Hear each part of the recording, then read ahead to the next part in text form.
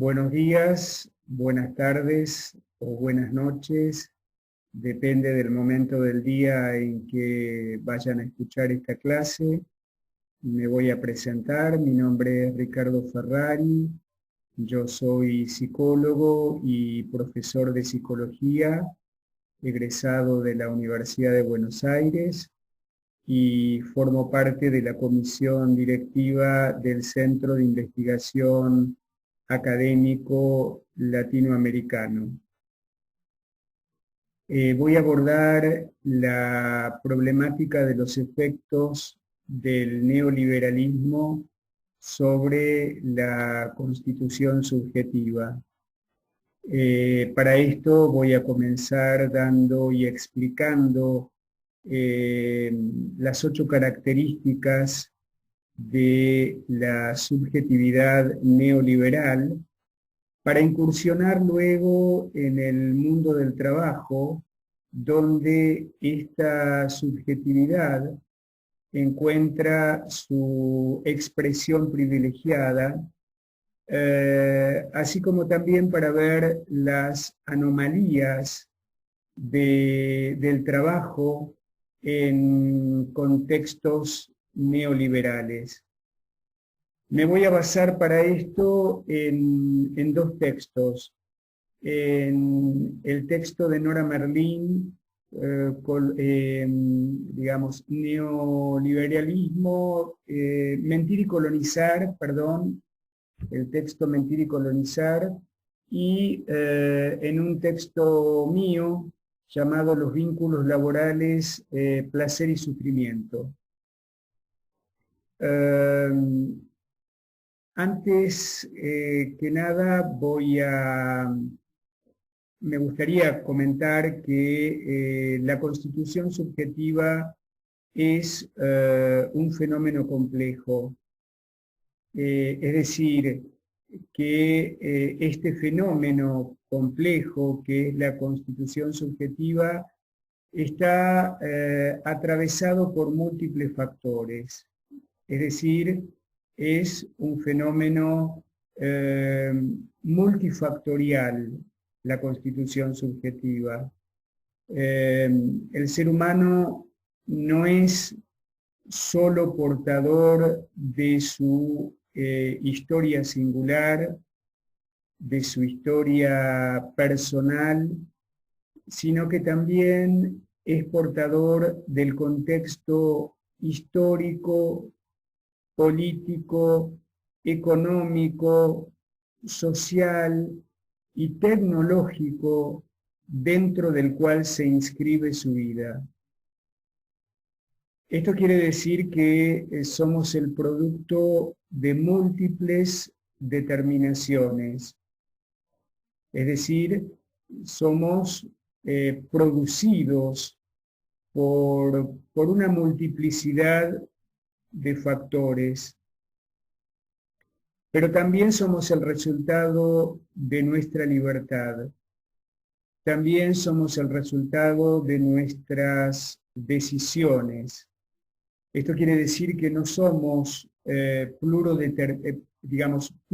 determinismo, sino que existen en todo ser humano espacios de relativa autonomía que permiten poner en cuestión aquello que nos viene dado, que permiten poner en cuestión los determinismos. En ese sentido, voy a recordar la frase de un filósofo francés del siglo XX llamado Jean-Paul Sartre, que decía que somos lo que hacemos de lo que hicieron de nosotros. Esto es, de alguna manera, toda una síntesis de la filosofía existencial del siglo XX. Hay otro autor, también francés, llamado Charles Baudelaire, que decía que la fatalidad posee una elasticidad que suele llamarse libertad humana. Es decir, que si bien somos el producto de múltiples factores, también somos el producto de aquello que hacemos con todos esos factores que nos atraviesan. En este sentido, vamos a ver que hay sujetos que van a estar aplastados por el discurso neoliberal, así como van a haber otros sujetos que desde su pensamiento crítico van a poner en cuestión ese discurso neoliberal, y otros sujetos que van a estar en una posición intermedia, es decir, va a haber una posición subjetiva intermedia que, si bien va a decir que sí, internamente se va a reservar el derecho de cuestionar estas, digamos, estos imperativos del neoliberalismo. Siguiendo entonces el texto de Nora Merlin, Mentir y colonizar, vamos a ver que Nora Merlin plantea que el neoliberalismo no es solamente un modelo económico, sino que es también la producción de una nueva subjetividad configurada privilegiadamente por los medios masivos hegemónicos al servicio de aquellos sectores que en nuestra sociedad, diríamos, concentran la economía. Nora Merlin va a plantear que los medios masivos de comunicación, desde su aparición, diríamos, han producido una subjetividad colonizada. Los diarios, las revistas, la radio, la televisión, el cine, diríamos, han estado al servicio de la producción de una, diríamos, de una cultura de masas, de una cultura, diríamos, homogeneizada, diríamos, o una cultura de la homogeneización. Vamos a ver en este sentido que los medios masivos han producido una violencia invisible, o, al decir de Pierre Bourdieu, una violencia simbólica. Pierre Bourdieu sabemos que define la violencia simbólica como la imposición o la inculcación de una arbitrariedad cultural ocultando su arbitrariedad. Es decir, la inculcación de aquello que es característico de toda cultura, que es la arbitrariedad producida, consensuada y reproducida por un determinado colectivo social, ocultando o haciendo caer en el olvido esa característica que es su característica inmanente, que es la arbitrariedad. Toda cultura supone entonces una arbitrariedad que, en la medida en que no puede ser reconocida, es fundamentalmente en su transmisión, como diría Bourdieu, una violencia simbólica. Dentro de las características de la subjetividad neoliberal, vamos a mencionar la obediencia inconsciente, el individualismo, la xenofobia, el racismo, la autoanulación del pensamiento crítico, el odio al enemigo interno, la pasión por la ignorancia, la autoexplotación, ¿sí? Son todas características que vamos a encontrar en la subjetividad neoliberal, ¿sí? Entonces, digamos, la obediencia inconsciente es aquella que suele aparecer en un sujeto que cumple órdenes sin ser consciente de que está cumpliendo órdenes. Es un sujeto que consume compulsivamente y que reproduce un discurso dominante sin ser consciente de esto.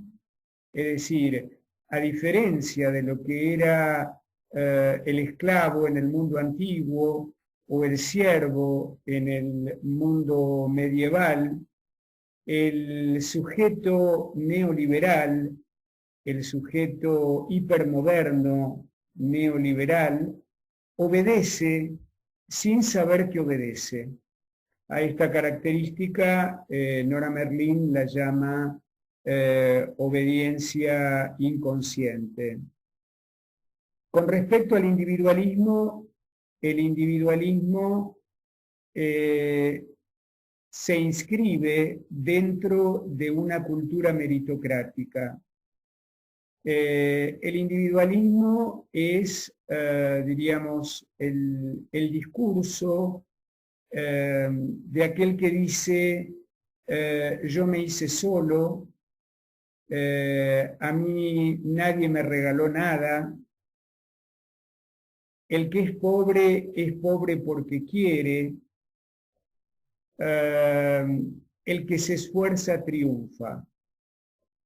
De alguna manera, entonces, dentro de la característica del individualismo, vamos a ver estos discursos que hemos escuchado muchísimas veces. Por otro lado, aparece la xenofobia como odio al extranjero pobre. En realidad la xenofobia sería una forma de la llamada aporofobia. La aporofobia es el odio al pobre, y en este caso va a ser, bueno, el odio a aquellos que provienen de culturas económicamente desfavorecidas. El racismo, que es otra característica de la subjetividad neoliberal, de esta constitución subjetiva que es de alguna manera el efecto de las políticas económicas neoliberales. Este racismo se expresa en nuestra sociedad como el odio al morocho, el odio al cabecita negra, ¿sí? El odio a los representantes de los pueblos originarios. Otra de las características que les había mencionado tiene que ver con la autoanulación del pensamiento crítico. Esto es algo también muy típico de la subjetividad neoliberal. es el abandono de la posibilidad de pensar por sí mismo y la entrega del pensamiento a un otro. Es la reproducción del pensamiento de otro. Digamos, sabemos que pensar implica todo un esfuerzo, pensar implica todo un desgaste psicofísico, pero también pensar, digamos, al decir de Foucault, pensar no consuela ni hace feliz. Lo que sí es cierto es que dejar de pensar también es riesgoso, porque dejar de pensar nos pone a expensas de otro. Dejar de pensar, diríamos, hace que, bueno, obedezcamos, nuevamente esto se conecta con la obediencia inconsciente, obedezcamos al deseo del otro, que puede hacer que terminemos eligiendo aquello que esté en contra de nuestros propios intereses, ¿sí? Eligiendo contrariamente a lo que son nuestros intereses. Otra de las características que va a marcar Nora Merlin es la pasión por la ignorancia, el deseo de no saber. Acá, contrariamente a lo que dice Aristóteles al comienzo de la metafísica, de que todo ser humano por naturaleza desea saber, en realidad acá lo que vemos es que hay seres humanos que por su naturaleza, entre comillas, prefieren no saber nada, o por lo menos prefieren no saber determinadas cosas que atañen a su ser político. Acá podemos recordar que Bertolt Brecht dice algo así como que no hay peor analfabeto que el analfabeto político. Otra característica que yo les mencionaba era la autoexplotación. La autoexplotación es la internalización de la explotación del otro, la internalización de, diríamos, de un discurso capitalista, explotador, como un modo de evitar el sufrimiento, de la percepción de una realidad que resulta a todas luces, podríamos decir, despiadada, ¿sí? Esta interiorización del explotador justamente está al servicio de defendernos de esa realidad que, diríamos, suprime los límites entre lo que es el tiempo de trabajo y el tiempo de no trabajo. Es decir, esa autoexplotación expresa, diríamos, la naturalización de un modo de trabajo que penetra en nuestra vida privada. Es decir, ya no hay un tiempo de trabajo y un tiempo de no trabajo, sino que se trabaja todo el tiempo, y esto es pensado como el modo de trabajo que debe ser, ¿sí? Esto es lo que se llama la autoexplotación. Yo les decía que entonces estas características de la subjetividad alienada, de la subjetividad colonizada, de esta subjetividad neoliberal, se va a hacer patente dentro de esa franja etaria que va desde los 18 hasta los 65 años de edad, es decir, en la población económicamente activa. Esta subjetividad se va a expresar entonces en el mundo del trabajo. Vamos a definir entonces el trabajo como el gasto de energía psicofísica para producir los bienes y servicios que resuelvan las necesidades humanas. El trabajo se define también como la transformación del objeto, ¿sí? A través del trabajo el ser humano transforma el objeto, el objectum, que es eso que se pone delante de mí, eso que no depende de mi voluntad, pero que sí depende de mi voluntad transformarlo. Lo que se pone delante de mí, por ejemplo, en un ejemplo muy pedestre, si ustedes quieren, es el árbol o la roca o el trigo, ¿sí?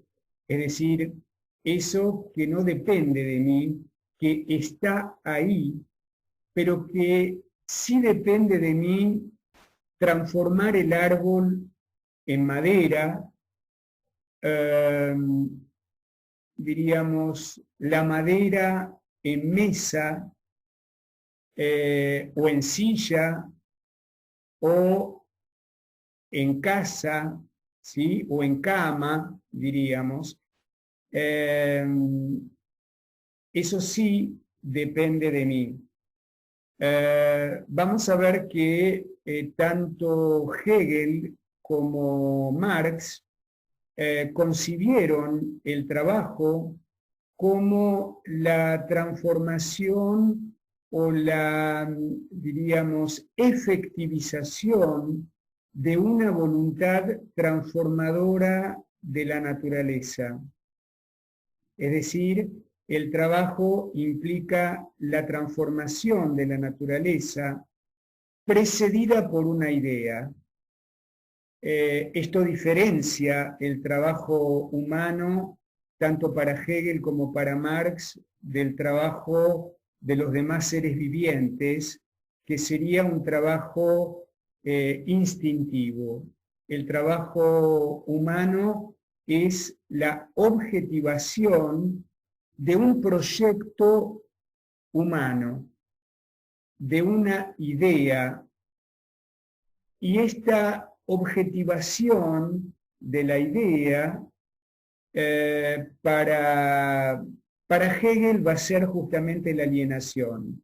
La alienación es la objetivación de una idea. Acá va a haber una diferencia entre Hegel y Marx en cuanto a que para Marx la alienación va a ser, bueno, la objetivación en realidad de un proyecto de otro, no de un proyecto propio, sino la elaboración del proyecto por parte de un otro. Entonces, tanto Hegel como Marx van a entender el trabajo como la transformación o la objetivación de un proyecto individual, ¿sí? Con la diferencia que para Marx la alienación que para Hegel va a ser una forma de la libertad, en el sentido de la capacidad de objetivar de hacer ajena la idea, incrustándola en el objeto, al transformar el objeto. En el caso de Marx, la alienación va a tener que ver con el extrañamiento en el trabajo, cuando el trabajo se convierte en algo extraño, cuando el trabajo se convierte en algo ajeno, es decir, cuando el trabajador se siente en sí fuera del trabajo y en el trabajo se siente fuera de sí. Es decir, está en lo suyo, dice Marx, cuando no trabaja y no está en lo suyo en el trabajo. Ahora bien, el trabajo que es definido tanto por Marx como por Hegel como la transformación del objectum o la transformación de la naturaleza, ese trabajo, vamos a decir que el trabajo no es solamente transformación, el trabajo no es solamente producción, el trabajo no es solamente poiesis, sino que el trabajo supone siempre otro trabajo, y ese otro trabajo es estar con los demás. Estar con los demás implica también un gasto de energía psicofísica, un gasto de energía que tiene que ver con el ponerse de acuerdo, con la aparición de desacuerdos, con la aparición de divergencias, de conflictos, y todo esto implica también un trabajo. Vamos a ver que el trabajo puede ser una fuente, diríamos, de alegría, una fuente de felicidad, pero también el trabajo puede ser una fuente de desdichas. El trabajo es un fenómeno humano complejo, ¿sí? Que se inscribe siempre dentro de una escena social. Por eso se trabaja siempre con otros, para otros o en contra de otros. Entonces, vamos a ver que el trabajo supone siempre la presencia del otro, y estar con el otro supone siempre un trabajo. Vamos a ver que de algún modo hay un autor que se llama Christophe Dejour, que es un psicoanalista francés, y Christophe Dejour de algún modo va a complejizar esta definición que da Sigmund Freud de que la salud mental es la capacidad de amar y de trabajar. Hagamos la aclaración que cuando se habla de salud mental, la salud mental es un concepto controversial.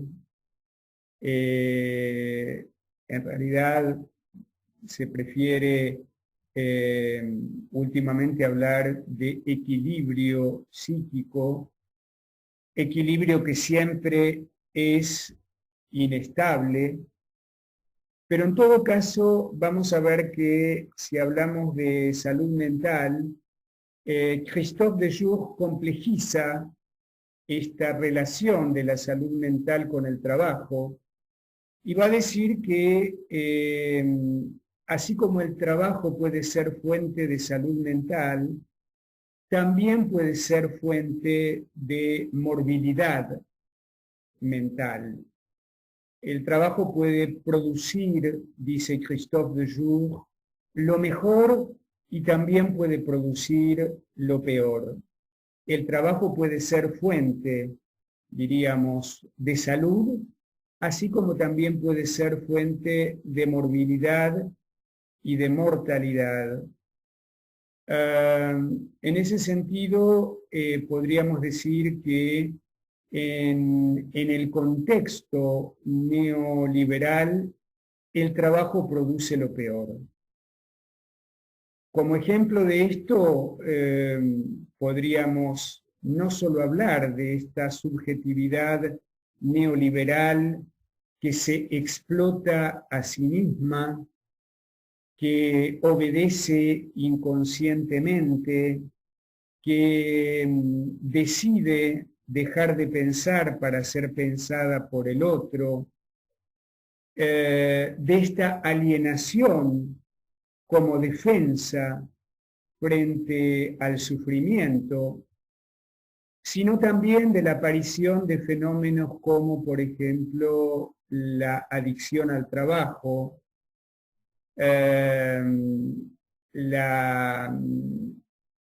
diríamos, el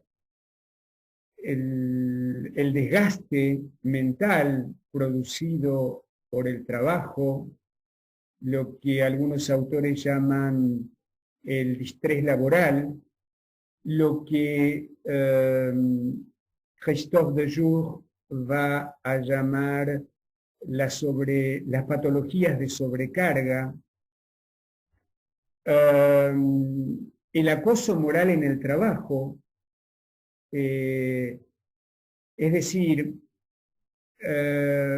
podríamos plantear que ni la adicción al trabajo, ni las patologías de sobrecarga o distrés laboral, ni el acoso moral en el trabajo pueden entenderse cabalmente por fuera de un contexto político neoliberal. Sabemos que el modelo económico, político, neoliberal facilita la aparición de, por ejemplo, el distrés laboral, la adicción al trabajo, el acoso moral en el trabajo, por ejemplo, en estos contextos neoliberales, es bastante común que alguien sea acosado en su lugar de trabajo y que el jefe o el patrón le plantee al trabajador que si no está dispuesto a cumplir con determinadas condiciones, bueno, hay una larga fila que está esperando en la puerta, ansiosa de tener trabajo en un contexto de desocupación creciente. Entonces, podríamos pensar el neoliberalismo como un genocidio económico que va a producir internaciones psiquiátricas como consecuencia de brotes psicóticos, que va a producir suicidios, intentos de suicidios o suicidios logrados, depresiones como consecuencia de la sobrecarga laboral que tiene que ver con que hay una persona que hace el trabajo por 2 o por 3, porque hay 2 o 3 personas que están desocupadas. Y todo esto que habíamos planteado como la autoexplotación, la obediencia inconsciente y podríamos decir el exceso de sufrimiento en el trabajo como consecuencia de esta amenaza permanente, como consecuencia de esta, diríamos, podríamos decir, la espada de Damocles todo el tiempo sobre el trabajador. Bueno, voy a dejar acá esta exposición y bueno, estamos en contacto.